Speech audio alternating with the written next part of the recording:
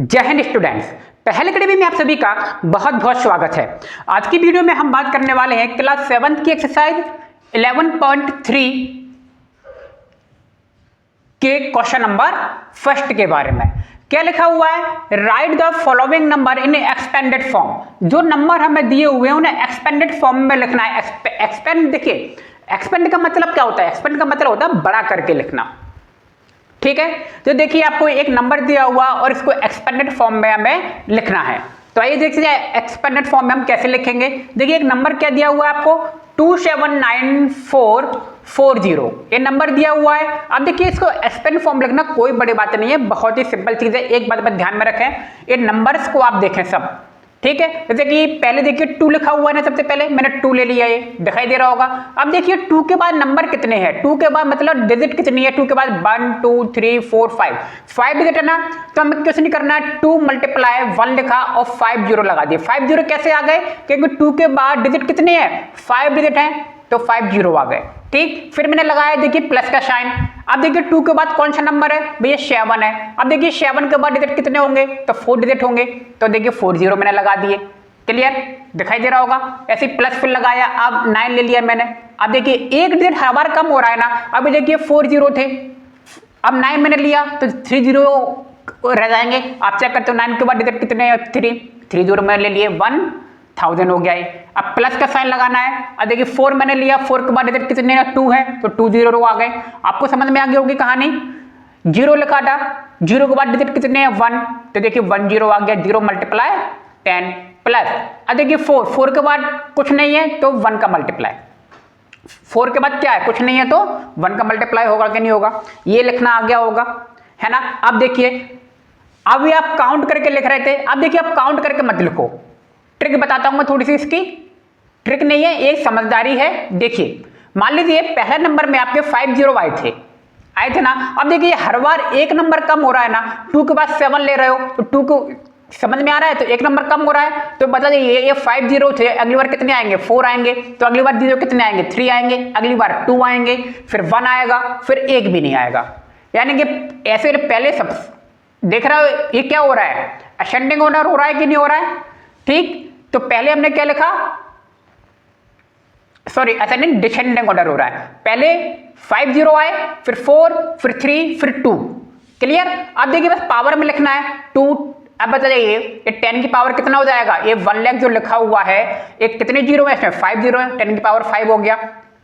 7 में कितना होगा, 10 की पावर 4 होगा, 9 की पावर 3 होगा, 9 की पावर 2 होगा, और 0 मल्टीप्लाई 10 की पावर 1 होगा कि नहीं होगा। ये 10 मल्टीप्लाई सॉरी 0 मल्टीप्लाई 10 क्या होगा, 10 की पावर 1 है। अब बताइए ये 1 लिखा हुआ है, 4 मल्टीप्लाई 1, इस 4 मल्टीप्लाई 1 को मैं क्या लिख सकता हूँ, 4 मल्टीप्लाई 10 की पावर 0, क्योंकि देखिए किसी भी नंबर की पावर 0 होती है उसकी वैल्यू क्या होती है, 1 ही होती है ना। तो मैंने 1 को क्या लिख दिया यहाँ पे, 10 की पावर 0, और वास्तव में 10 है ही नहीं, ठीक। तो यही आपका क्या है, आंसर भी है, राइट।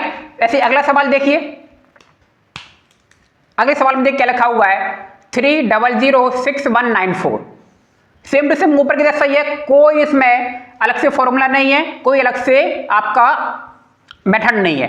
देखिए 3 मैंने लिखा, अब 3 के बाद काउंट करिए कितने डिजिट हैं, 1 2 3 4 5 6 भैया 6 जीरो आ गए, 1 2 3 4 5 6। बस अब आपको कुछ नहीं करना है, हर बार एक जीरो घटाते चलें। इसमें 6 आ गए ना, अगली बार में कितने आएंगे, 5 आएंगे, काउंट कर लो 1 2 3 4 5। अगली बार 4 आएंगे, अगली बार 3 आएंगे, अगली बार 2 आएंगे, फिर 1 आएगा, फिर देख रहा हूं। अब देखिए 3 लिखा था तो 3 का मैंने मल्टीप्लाई किया, अगली बार 0 लिखा था फिर मैं 0 का मल्टीप्लाई कर दिया। आप देख रहे हैं ना 3 मल्टीप्लाई कितना हो जाएगा, ये 6 टाइम 0 आया, अगली बार 0 था, 0 मल्टीप्लाई क्या हो जाएगा, 5 टाइम 0 आएगा, फिर 0 मल्टीप्लाई 4 टाइम 0, 6 मल्टीप्लाई 3 टाइम 0 आ गया। आपको दिख रहा होगा ना, समझ में आ गई बात। अब देखिए लास्ट में फिर से 4 आ गया, अब 4 के बाद तो कोई नंबर है नहीं, तो 1 से उसमें क्या कर देंगे, मल्टीप्लाई कर देंगे, ठीक है। अब देखिए 3 की पावर क्या हो जाएगा, 6 हो जाएगा, समझ में आ गया होगा। 0 की पावर 0 क्या हो जाएगा, 10 की पावर 5 हो जाएगा, फिर से 0 आ गया, 10 की पावर 4, 6 की पावर 3, 1 की पावर 1 मल्टीप्लाई 10 की पावर 2 हो गया। क्लियर। अब देखिए हो गया, और 9 मल्टीप्लाई 10 था, तो पावर 1 हो गया क्योंकि 10 एक ही बार है। अब 4 मल्टीप्लाई 1 लिखा हुआ है तो 1 को आप जानते हो ना 10 की पावर क्या लिख सकते हो 0 कर सकते हो। क्लियर, ये आपका आंसर आ गया सेम बिल्कुल क्वेश्चन नंबर फर्स्ट के जैसे ही था। यही आपका क्या है आंसर है। अब अगला सवाल देखिए लिखा हुआ है तो देखिए कैसे बनाएंगे। 2 लिखा है मैंने, 2 के बाद कितने डिजिट हैं 1 2 3 4 तो कितने जीरो आएंगे 4 जीरो आ गए प्लस अब 0 है मैंने 0 लिख दिया। अब कितने जीरो आएंगे देखिए यहाँ पे 4 जीरो आ गए थे जो, अब इसमें कितने आएंगे 3 आएंगे। अब अगली बार फिर से 0 आ गया तो अब कितने जीरो आएंगे 2 जीरो आएंगे। अब आपको देखना ही नहीं है 6 लिखा हुआ है, अब कितने जीरो आएंगे भैया 8 2 आ गए थे ये 1 जीरो आएगा। फिर प्लस 8 लिखा हुआ है, 8 पे कितने आएंगे कोई जीरो ही नहीं है तो 1 से मल्टीप्लाई कर देंगे। क्लियर, आप देखिए 2 मल्टीप्लाई 10 की पावर क्या हो जाएगा 4 हो गया ना। यहाँ पे क्या होगा 0 मल्टीप्लाई 10 की पावर 3 3 जीरो है, 0 मल्टीप्लाई 10 की पावर 2 प्लस 6 मल्टीप्लाई 10 की पावर 1। अब यहाँ पे क्या है 8 तो 8 मल्टीप्लाई 10 की पावर 0। 1 को हमेशा 10 की पावर 0 कर सकते हैं कि नहीं। क्लियर, और यही आपका क्या है आंसर है। इसी तरीके के साथ देखिए क्वेश्चन नंबर 3 है इसका और क्वेश्चन नंबर 4 भी आप लोग बना सकते हैं। तो बहुत ही सिंपल सवाल था। क्लियर, तो उम्मीद है सवाल आपको समझ में आ गया होगा। तो मिलते हैं नेक्स्ट वीडियो में। आप सभी का बहुत बहुत धन्यवाद। Thank you.